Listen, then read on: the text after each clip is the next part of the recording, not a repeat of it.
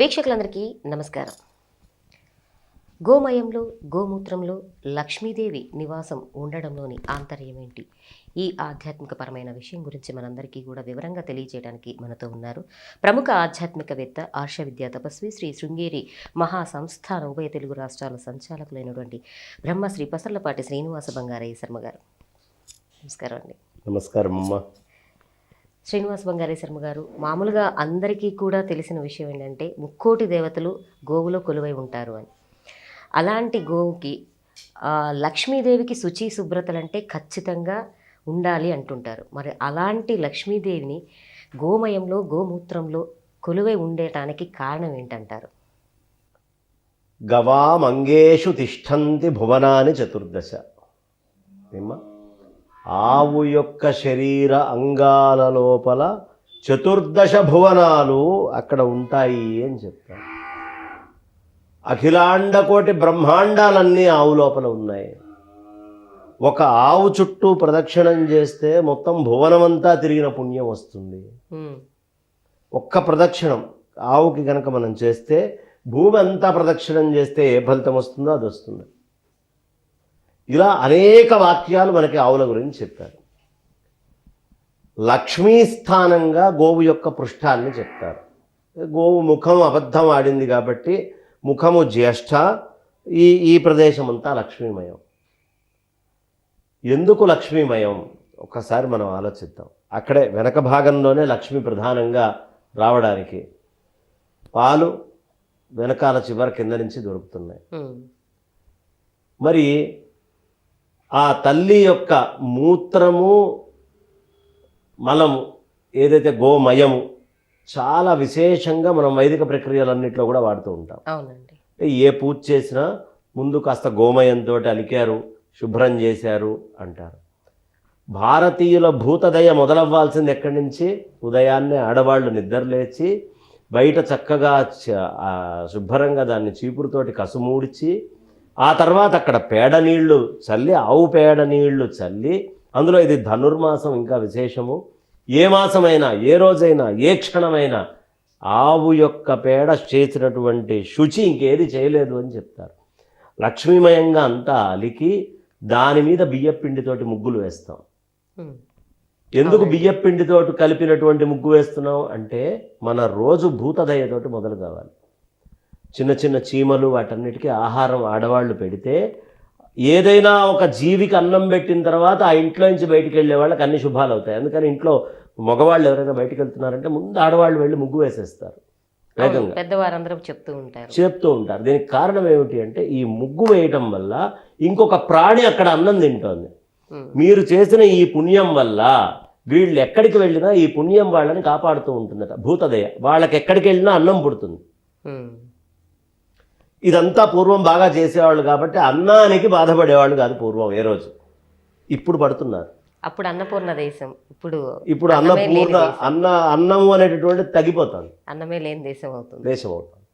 అయితే కాలేదు, ఇంకా దేవుడి దయ వల్ల కొద్దో గొప్ప మంచి ఆడవాళ్ళు, గృహిణులు కొంతమంది అట్లా ఊడ్చి చల్లి కల్లాపు పెట్టి కనీసం ఇంట్లో ఆడవాళ్ళు చేయకపోయినా పనివాళ్ళైనా లభించి కాస్త ఇంటి ముందర ముగ్గులు పెట్టుకుంటున్నాం ప్రస్తుతం.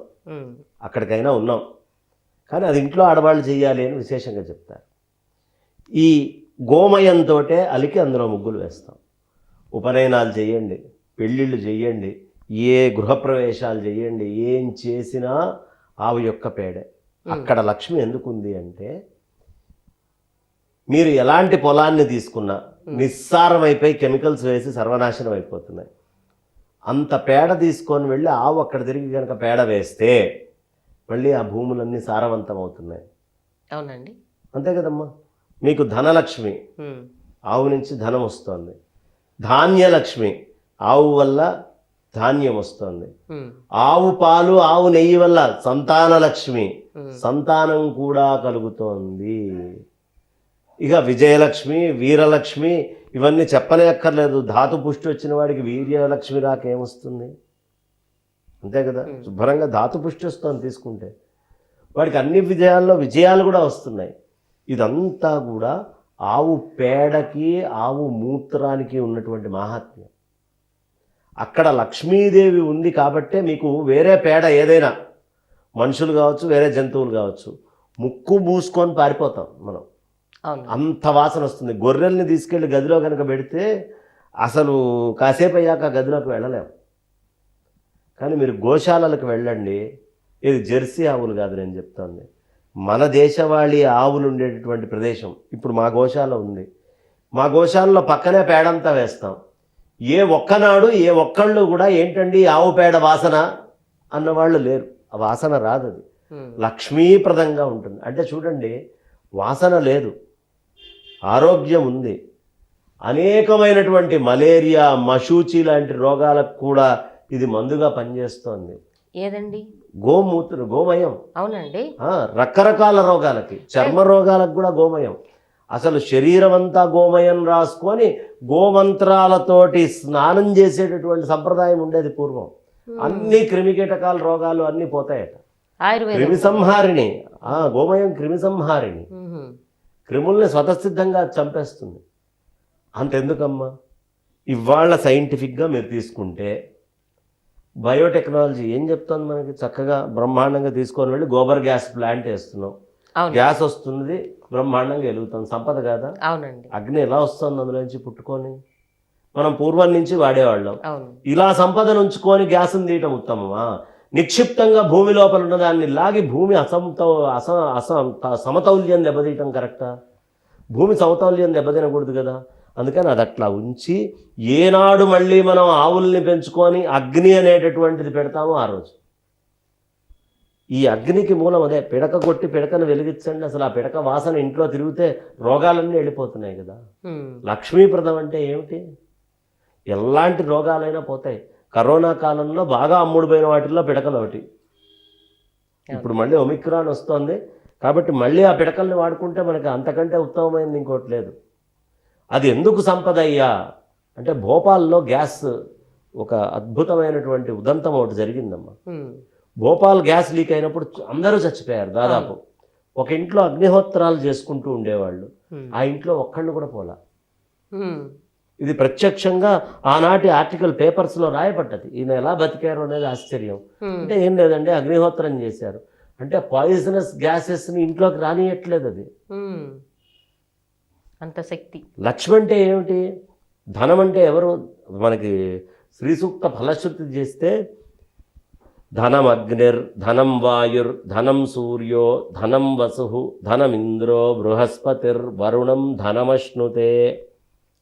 మన శరీరంలో అగ్ని ధనం, మన శరీరంలో వాయువు ధనం, మన శరీరంలో ఇంద్రియాలు ధనం, మన శరీరంలో ధనం అగ్నిర్ ధనం, ధనం సూర్యుడు ఓ ధనం. ఇలా అన్ని ధనాలు మన శరీరంలో ఉన్నాయి. ఈ ధనాలు ఎక్కడి నుంచి వస్తున్నాయి? ఆవు యొక్క పేడలోంచి ఇవన్నీ వస్తున్నాయి మనకి. ఆవు యొక్క మూత్రము నుంచి ఇవన్నీ వస్తున్నాయి. ఆవు యొక్క పాలల్లోంచి ఇవన్నీ వస్తున్నాయి. ఇవాళ ఏ సంస్కారమైన భారతదేశంలో అగ్నితోటి ముడిపడి ఉంటుంది. ఇంట్లో దీపం దగ్గర నుంచి ప్రతిదీ అగ్నితోటి ముడిపడి ఉంటుంది. దీపారాధన పెట్టుకోవాలి. ఏది వాడాలి? ఫస్ట్ శ్రేష్టం ఆవు నెయ్యే. అది దొరకకపోతే నువ్వుల నూనె, అది దొరకకపోతే ఇంకేదైనా నూనె. కాబట్టి ఆవు నెయ్యితోటి వచ్చేటటువంటి జ్యోతికి ఒక గొప్పతనం ఉందన్నారు. ఏ ప్రోడక్ట్ వాడుతున్నాం మనం జ్యోతి కోసం అనేది ఇంపార్టెంట్. ఇవాళ రోజున ప్రత్యేకమైన పూజా నూనె అని రాసి ఒకటి పెడుతున్నారు. పూజకే ఇది వాడాలి అంటున్నారు. ఇది తినటానికి వాడకూడదు అంటున్నారు. తినటానికి పనికిరాని నూనె పూజకి ఎలా పనికి వస్తుంది? ఆ నూనెతో దీపం వెలిగించకూడదు. ఇంట్లో అన్ని శుభాలు కావాలనుకుంటున్నారా? శాస్త్రీయమైనటువంటి నూనె ఎంత గుక్కెడి ఇంత వాడతారు నూనె. దానికోసం మనం మొత్తం మీద నెలలో ఓ 120 రూపాయలు 100 రూపాయలు ఆదా చేయటం గురించి ఆలోచించే ఆరోగ్యాన్ని ఇచ్చేటువంటి నూనె నుంచి దూరం ఉంటున్నాం. కాబట్టి అసలు ఏనాడు ఆవులు ఉంటాయో, ఏనాడు ఆవు యొక్క గోమూత్రము గోమయము ఉంటుందో రోగాలన్నిటి నుంచి మనం దూరం ఉంటాం. అందుకనే అమెరికా వాడు బ్యాస్ ఇండికా మన యొక్క ఆవుల మూత్రాన్ని పేటెంట్ తీసుకున్నాడు. మనల్ని ఏమో ఇక్కడ తిడుతుంటారు మన హేతువాదులందరూ, గోమూత్రం తాగుతారు వీళ్ళందరూ, ఆవు ఉత్సగాళ్ళు రకరకాలుగా తిడుతూ ఉంటారు. మరి వాడెందుకు పేటెంట్ తీసుకున్నాడు? అందులో ఏం లేకపోతే పేటెంట్ తీసుకోవడానికి, ఏ థీసిస్ సబ్మిట్ చేయకపోతే పేటెంట్ ఇవ్వడానికి పిచ్చోళ్ళు ఎవరు లేరుగా. వాడికి పేటెంట్ వచ్చింది అంటే అర్థం ఏమిటి? దాని అర్థం అందులో విషయం ఉంది, అందులో చాలా విశేషం ఉంది. కాబట్టి ఈ గోమయము గోమూత్రాల నుంచే లక్ష్మి అనేటటువంటిది వస్తుంది అనే విషయాన్ని మన పెద్దవాళ్ళందరూ చెప్తున్నారు. గోమయము గోమూత్రము ఎక్కడ ఉంటుందో అక్కడక్కడ లక్ష్మి ఉంది. ఇందాక చెప్పాక విభూతి, ఇంతకు ముందు మనం చెప్పుకున్నాంగా విభూతి. విభూతికి ఏమిటి మూలం? గోమయమే, వేరేది వాడటానికి వీలు లేదు. అది శిరస్సున ధరించాల్సినటువంటి వస్తువు గోమయం అని మన పూర్వీకులు చెప్పారు. కాబట్టి ఒక్క ఆవు ఉంటే ఇవాళ శ్రీవరని రకరకాలైనటువంటి వరులన్నీ వేసి అన్ని రకాల వంగడాలు పెరుగుతున్నాయంటే కారణం ఏమిటి? గోవు యొక్క మూత్రము, గోవు యొక్క పేడే కదా. కాబట్టి ఆవు మూత్రము, ఆవు పేడలో ఉత్పత్తి చేసే లక్షణాలు ఉన్నాయి. జీవామృతం, బీజామృతం అని మనకు ప్రత్యేకంగా మందులు తయారు చేస్తారు. ఘనజీవామృతం అని చేస్తారు. ఇవన్నీ చేసి ఒక లైఫ్ని నిలబెడుతున్నారు. లైఫ్ని నిలబెట్టడమేగా లక్ష్మి అంటే. లక్ష్మి జీవితాన్ని నిలబెట్టడమే కదమ్మా. ఆవు మూత్రము, ఆవు యొక్క పేడలో జీవాన్ని కాపాడేటటువంటి లక్షణాలు ఉన్నాయి. దుర్జీవి ఏదైతే ఉంటుందో, ఏది హానికరమైన జీవి ఉంటుందో దాన్ని చంపే లక్షణాలు ఉన్నాయి. అందుకని లక్ష్మీప్రదం, దాన్ని ఎప్పుడు వదిలిపెట్టకండి. భారతీయులు పేడ వదిలిపెట్టినాడు పతనం అయిపోతారు. ఆవు పేడను వదిలిపెట్టినాడు. భారతీయులు ఏనాడైతే ఆవు యొక్క పాలను వదిలిపెడతారో పతనం అయిపోతారు. ఆవు యొక్క మూత్రాన్ని వదిలిపెడతారో పతనం అయిపోతారు. ఇవి వాడేంత కాలం వాళ్ళ రోగనిరోధక శక్తి, వాళ్ళ యొక్క మేధాశక్తి అన్నీ చాలా విశేషంగా ఉంటాయి అని పెద్దవాళ్ళు మనకు చెప్తున్నారు. కాబట్టి గోమయము గోమూత్రమునందు రోగాలను తగ్గించి ఆరోగ్యంగా ఉండడమే కాకుండా అన్ని రకాలైనటువంటి లక్ష్ములు, ధనలక్ష్మి, ధాన్యలక్ష్మి, వీరలక్ష్మి, అలాగే మనకి సంతానలక్ష్మి, గజలక్ష్మి, అన్ని లక్ష్ములు కూడా అక్కడే ఉన్నాయి. కాబట్టి లక్ష్మీదేవి ఎక్కడుందయ్యా అంటే గోమూత్రము గోమయంలో ఉంది. అది దాని ప్రత్యేకతమ్మ. నిజంగా అండి, వింటూ ఉంటే ఇంకా ఆ గోమాత గురించి ఎంత తెలుసుకున్నా తక్కువేనేమో అని అనిపిస్తూ ఉంటుంది. గోమయం గోమూత్రంలోనే ఇన్ని ఉన్నాయంటే ఇంకా ఎన్నో ఉండి ఉంటాయి. నిజంగా మన దురదృష్టమే, మీరు అన్నట్లు అమెరికా వాళ్ళు పేటెంట్ తీసుకున్నారు. అసలు గోవులకు సంబంధించి అంతా కూడా ఎప్పుడు ప్రాచీన కాలం నుంచి కూడా మనం ఆచరిస్తున్నాము. భారతీయ సంతతికి చెందినటువంటి గోమూత్రాన్ని పేటెంట్ తీసుకున్నాం. ఇది ఇంకా దారుణం. ఇంతకన్నా దౌర్భాగ్యం ఇంకోటి లేదేమో మనకి. మన వాళ్ళు ఇక్కడ తిడుతూ ఉంటారు. నిజమేనండి. అంటే అది మళ్ళీ ఏం చేయలేని పరిస్థితులు. వారు తీసుకున్నందుకు కాదు కానీ మనం పోగొట్టుకున్నందుకు బాధపడాలి. వాళ్ళైనా కనుక్కున్నారని ఆనందపడాలి. మన పూర్వీకుల ఋషుల హృదయం వాళ్ళకి అర్థమైంది. మన వాళ్ళు తిడుతున్నారు ఇక్కడ హేతువాదులని, జన విజ్ఞాన వేదికలని వీళ్ళు తిడుతూ ఉన్నారు. చాలా చాలా ధన్యవాదాలండి. గోమాత యొక్క గోమయం గోమూత్రం గురించి కొన్ని విషయాలైనా తెలుసుకునే అవకాశం అనేది మాకు కల్పించినందుకు. విన్నారు కదండి, గోమాత యొక్క గోమూత్రంలోనూ గోమయంలో ఉన్నటువంటి ఎన్నో అద్భుతమైన విషయాల గురించి, విశేషాల గురించి ఇవన్నీ కూడా మనకి తెలియచేశారు కదా. ఎందుకు లక్ష్మీదేవి కొలువై ఉంటుందో, మనం అందరం ఏం పోగొట్టుకుంటున్నామో, ఏం నిలబెట్టుకోవాలో భారతదేశానికి సంబంధించి ఇవన్నీ కూడా మనకి చాలా చక్కగా వివరంగా తెలియచేశారు కదా. ఈ వీడియో కూడా మీ అందరికీ నచ్చుతుందని ఆశిస్తూ మళ్ళీ ఆధ్యాత్మికపరమైన వీడియోలతో మీ ముందుంటాము. నమస్కారం.